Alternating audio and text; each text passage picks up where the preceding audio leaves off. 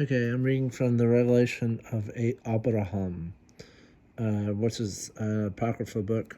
And I'm going to read two chapters. If you've joined me before, I've read out of chapter 23 about Adam and Eve and how it talks about Adam having a great height and great aspect and fearful in breadth and incomparable in aspect. He was a big boy, or big man, sorry. But there is more. As I read, notice how in this, and I think there'll be other things I'm going to read from as well in here, but this definitely talks about, there's another passage I think I'm going to read from. But this talks about the foundations of the earth and how they're separate. Well, no, not how they are separate. You'll see. But our world is not what we've been told. It is not a blueberry.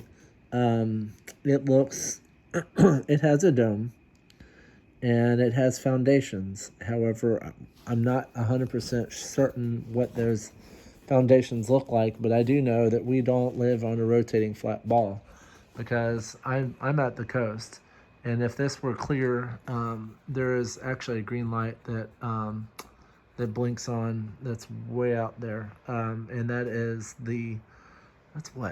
like 5 or 10 miles, and that shouldn't be happening, but or not that's about five.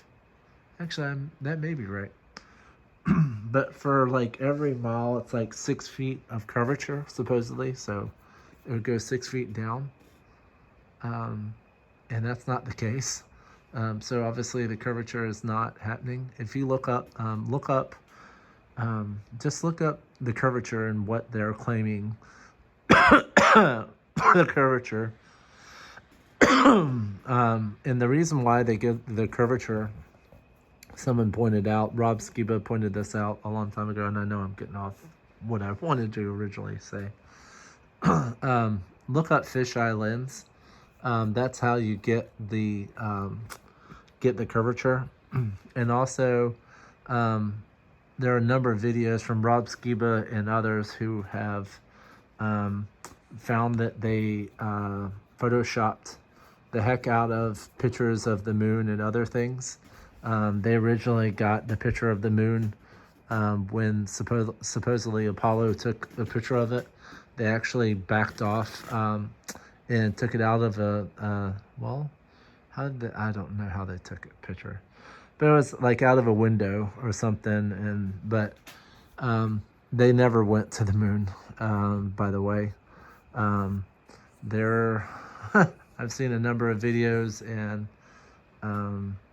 because now they're saying that we have to get past all these I forgot what it's called, Laurentian belts or whatever. They're supposedly like these toxic belts. It's like, oh well, we have to get and figure out how to get past these belts, and it's like, and I don't know, I'm getting off past. But okay, so this is chapter 21 and 22.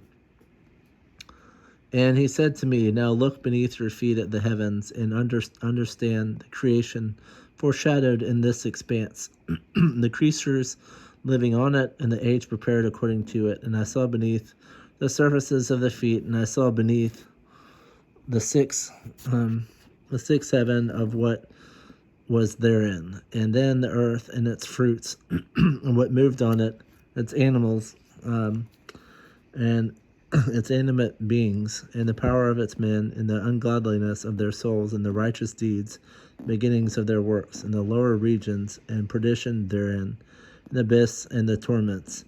I saw there the sea, and islands, and monsters, and its fishes, and Leviathan, and his dominion, and his camping ground, and his caves, and the world which lay on him, and his movements, and the destruction of the world on his account.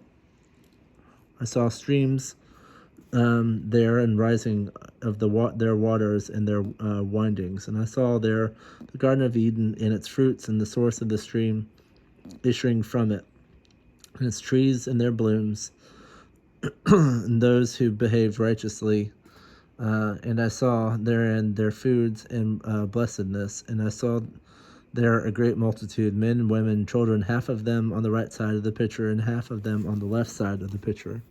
And I said, O perpetual mighty one, what is this picture of the creatures? And he said to me, this is my will with regard to those who exist in the divine world council. And it seemed well pleasing before my sight. And then afterward I gave commandments to them through my word. And it came to pass, whatever I had determined to be was already planned beforehand in this picture, and it stood before me before it was created, as you have seen.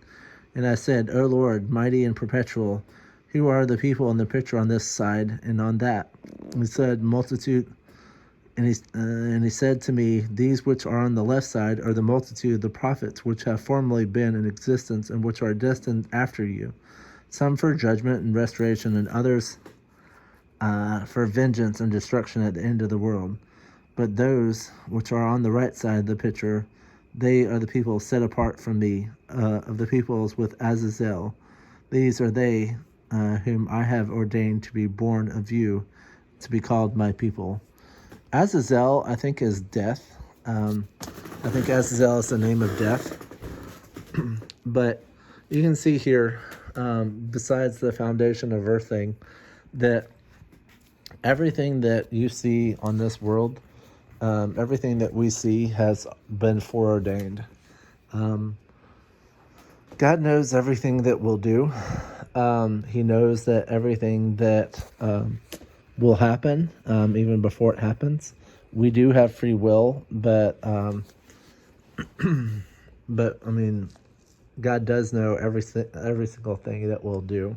That's why certain people he goes after harder than others, because he knows that he can turn back their hearts with certain circumstances and certain things.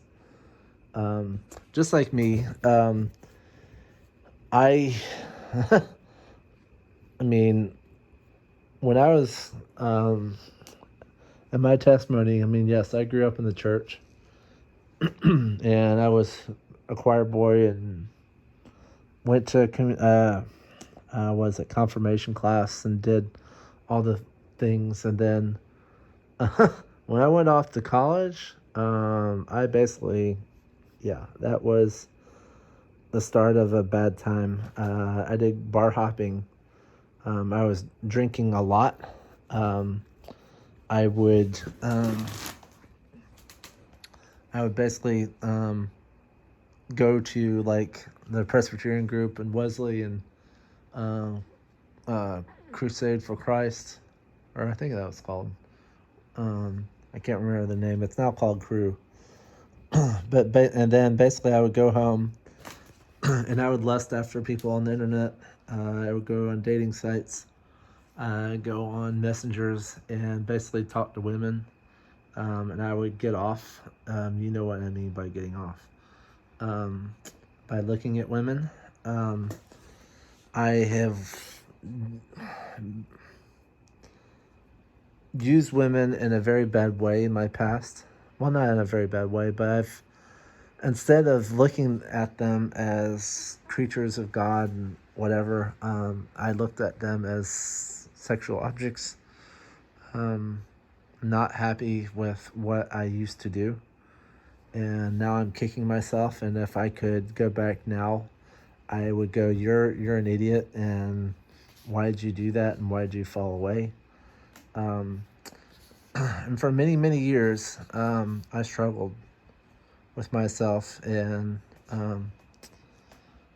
as an outlet, I would look at stories of the adult sexual nature, and you know where it went from that point. That was my way of escape, and I don't know why I got off on this, but I guess, well, God knows everything that we do, and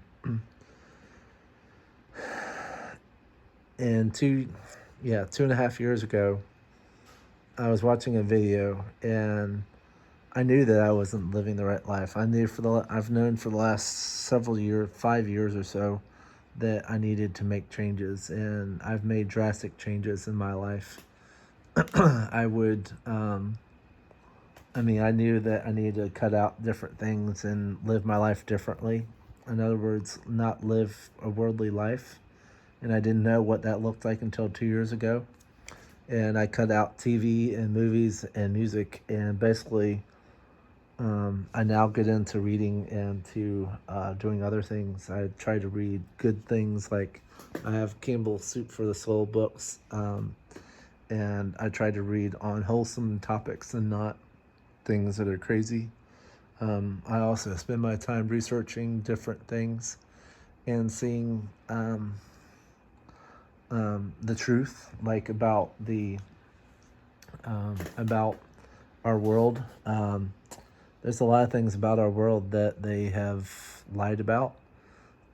Um, there's major manipulation by the higher ups and by people that we don't see pulling the strings. We have a bunch of puppet masters that are controlling things, and we don't see any of that unless we look into it.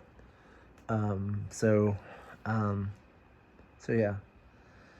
But we need to change as a people of God to live differently.